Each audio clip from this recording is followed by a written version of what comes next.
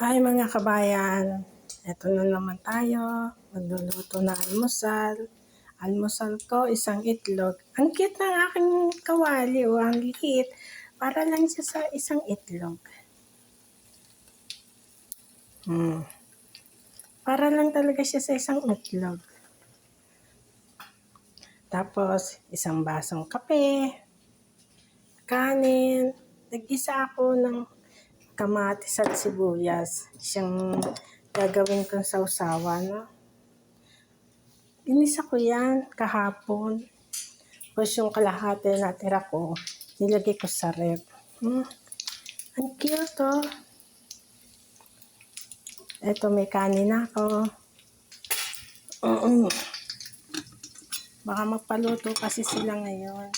2 araw kasi hindi nagpaluto sila kaya nagsaing na ako na akin. Para pag maraming trabaho, at least nakasaing na ako. Bibili ako nito sa Pinas. Pwede yun sa tipid sa mantika, tuyo.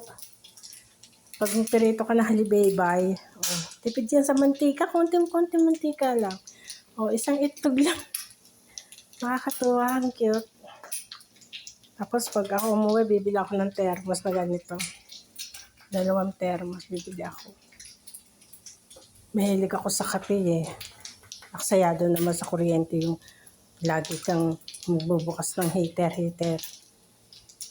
Alam mo sa Pinas, mahal ang kuryente. Dito tulad sa Saudi, isang buong bahay utay bayan. Namilansik. Isang buong bahay. 1,000 real lang ang bayad sa kuryente.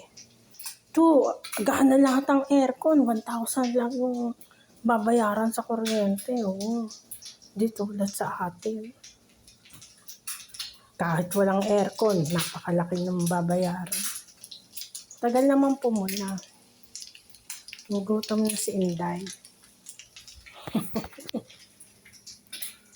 Konti lang aking hugasin. Yan lang. Gutom na si Inday.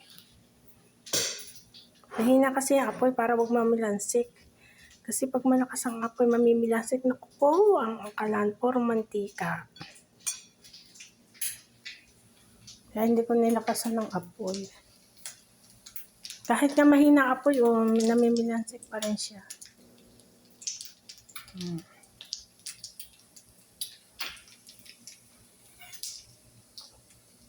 Ayan yun na, utay ba yan?